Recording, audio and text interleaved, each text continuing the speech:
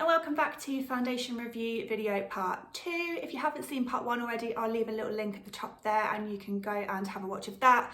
In that video I review Nars foundations, Charlotte Tilbury and a couple from It Cosmetics. So head over there, watch that one first, and then you've got a few more foundations coming up in this one. So just bear in mind that everyone's skin type is different, so what I say in this video isn't necessarily going to suit you.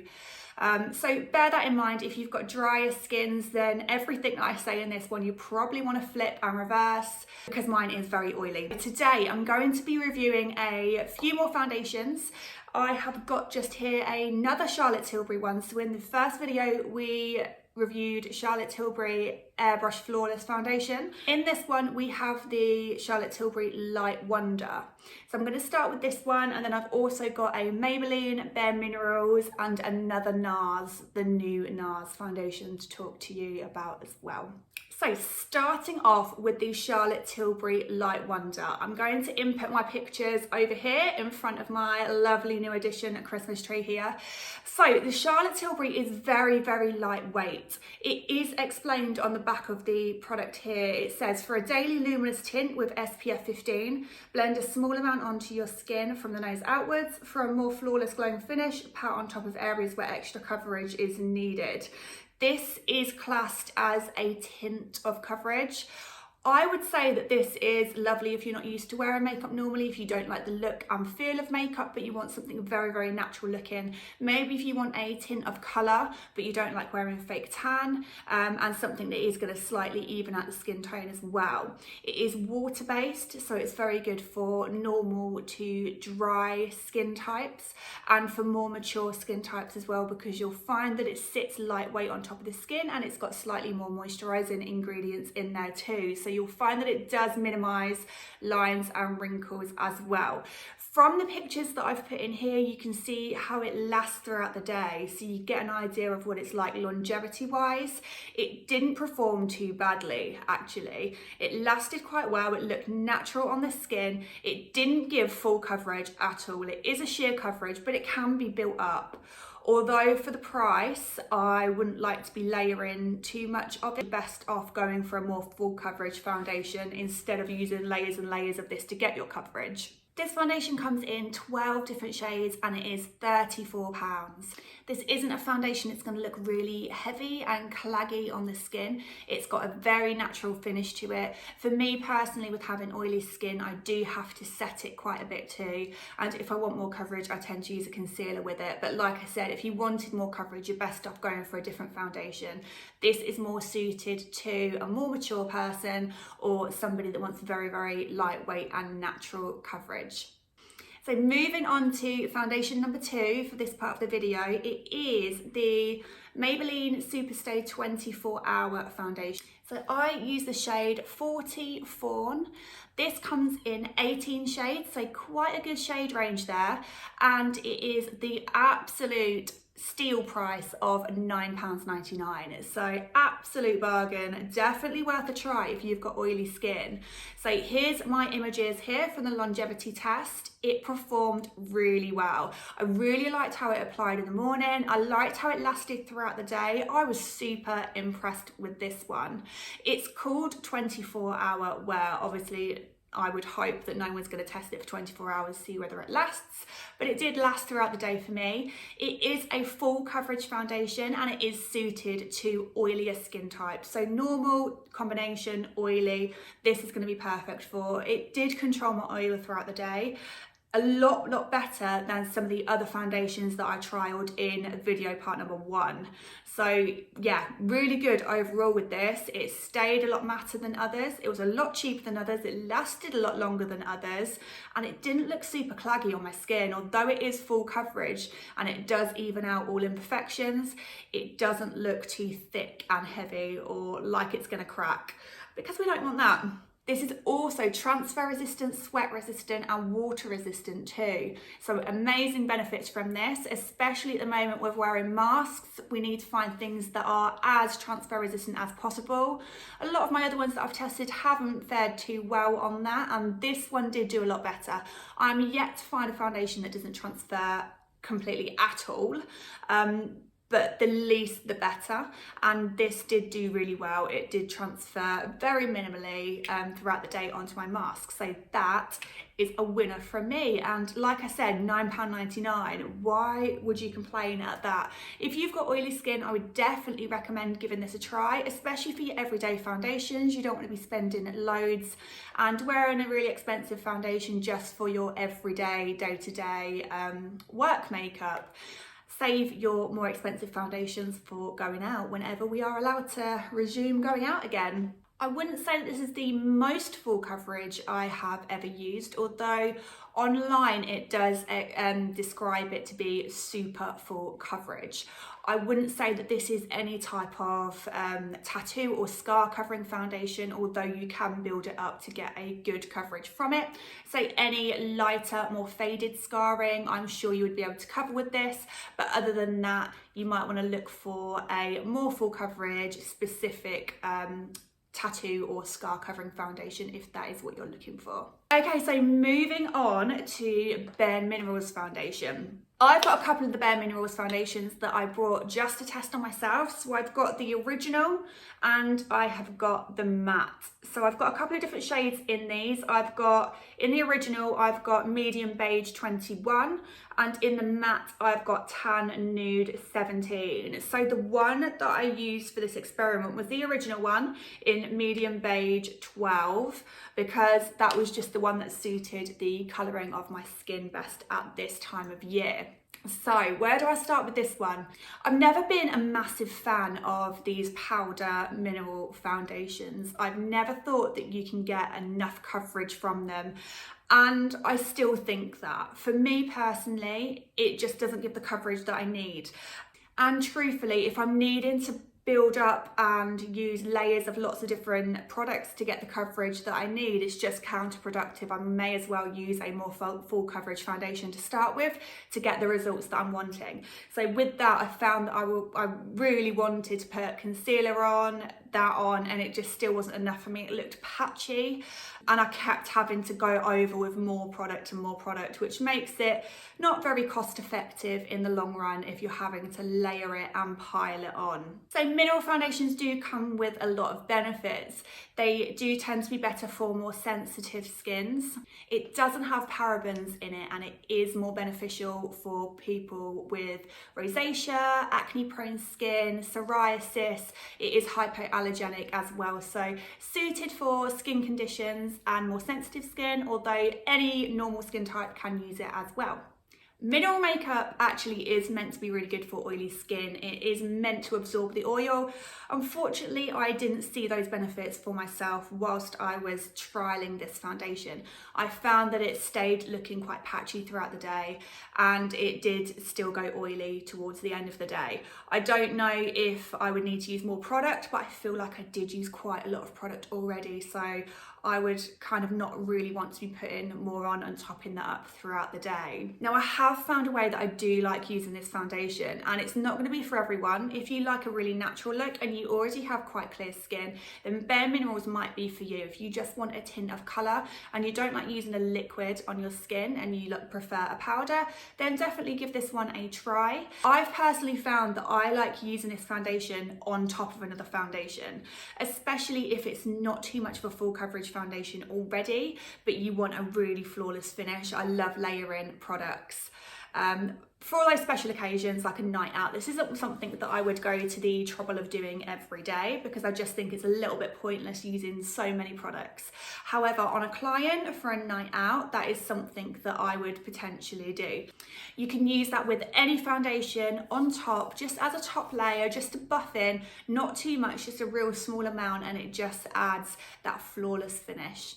So I actually purchased this foundation because of a makeup artist on Instagram that I was following used this on top of a foundation. I believe it was actually the Charlotte Tilbury Light Wonder that they used this on top of as a finishing touch, and it just looked flawless. So that is how I use this now, but for the purpose of this test, it wasn't fair to do that. I just wanted to show you how it looked on its own. It is an expensive way to do things, layering things up like that, but on its own, personally, I wouldn't wear it. If you want something very natural and your skin is already really clear, then yes, I'd recommend this. It's going to be better for your skin in the long run. It's very natural and light. Something also to bear in mind, mineral foundation isn't always too great with photography. So the mineral part of this foundation has a couple of different aspects, one of them being titanium dioxide and iron oxide. So they are mineral products and they don't react well with the flash of photography. So if it is a special occasion or a wedding where you're going to have lots of photography, I wouldn't recommend something like this because it does have the potential of flashing back.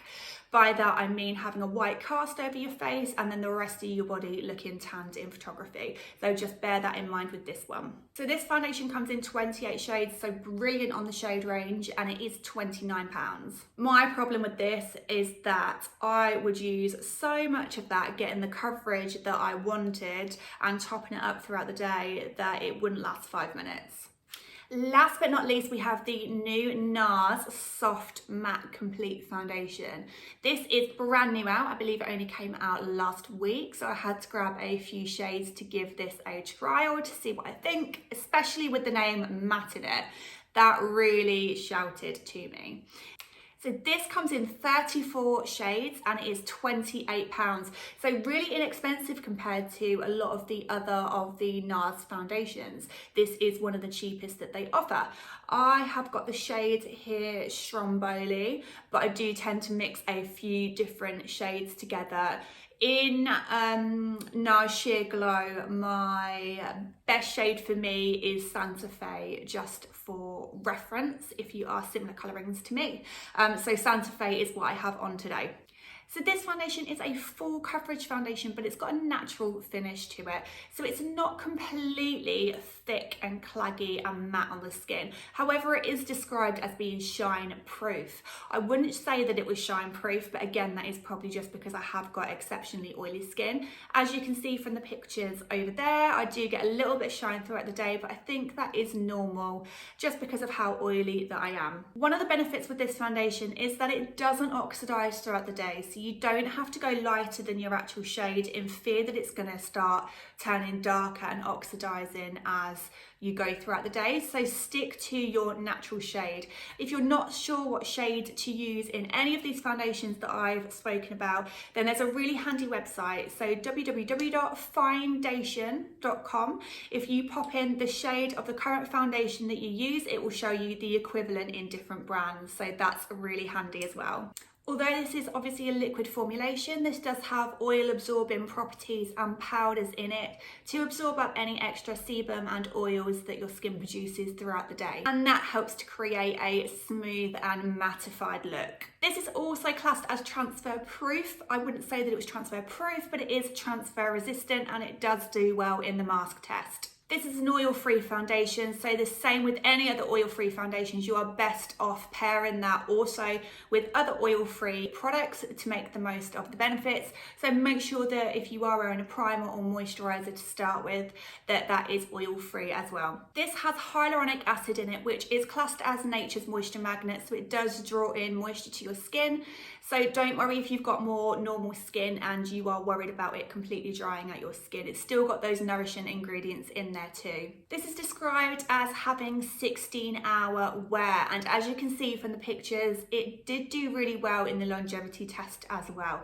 So it looked relatively fresh by the end of the day, just with a little bit of oil.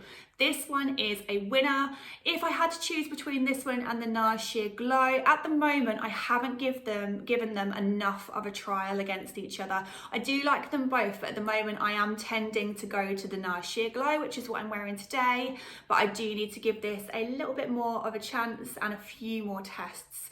I just don't see that this is any more mattifying currently than the Nars Sheer Glow, which is disappointing because that is the reason that I brought this, for it to be more mattifying. But again, I need to give it more of a trial and a bit more of a chance to see if I can tell some major differences with how it controls my oil throughout the day. So if you don't like a foundation that is fully matte, I would still recommend this, especially if you've got quite oily skin like me, because I would say that you still get quite a natural, not a completely flat matte finish. If you've got really dry skin, then I would stay away from anything that has fully matte in the description, and I would go for something that's more of a glow to it. This has got quite a liquidy formulation, but not as liquidy and lightweight as the Charlotte Tilbury Light Wonder. So you have got a bit more thickness there, with the most thickness coming from the Maybelline 24-hour Superstay. And then obviously we have a completely different formulation in the powder formulation of the Bare Minerals. I got all the way through filming that video and I thought, wait a minute, something's missing here. I completely missed out a foundation, didn't I? So I missed out the Ordinary High Coverage Foundation. And there was a very good reason why I forgot this one. It was terrible. Terrible for me personally. So here's the pictures of my results using the Ordinary High Coverage Foundation. Did have a good coverage to it, but as you can see, I didn't even get to taking my evening picture with this one. So it didn't even last till the 7:30 p.m. picture. All I managed to get was the 2 p.m. picture of it, because by that time it already looked terrible. It was so oily, it just didn't last well at all for me. I was like a big oil slick. Literally, it was horrendous. I was sending pictures to my team and they just couldn't believe it. So if you've got oily skin, I would personally steer clear of this one. It just didn't work for me. Although I do hear really good things about this foundation for people with more normal skin. So don't rule it out. It is only £5.90, so it's not going to break the bank. I have used this before on other people just to trial it out, and it does perform better on them, but for oily skin, not so much. It's got 21 shades and lots of different undertones. So the way they do their undertones on the website is by an S or a G. So S is more silver toned, so cooler, pinky tones, and then G is more gold toned, so warmer, more olive and yellow tones. This is a relatively natural finish. It didn't look too thick or cakey on the skin, so it wasn't terrible in that sense. It was just the oil controlling aspects that just did not work for me at all. This has got SPF 15 in it. It is a water-based foundation.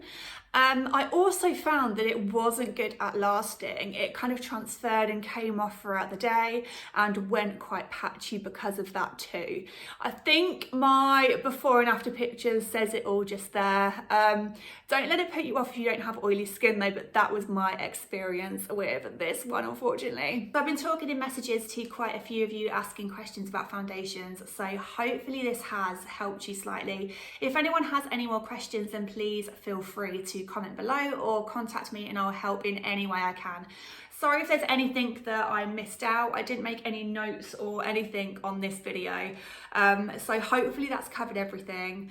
And I hope I've not missed anything to major out. I hope that helped and you enjoyed. Thanks so much for watching and I'll see you next time.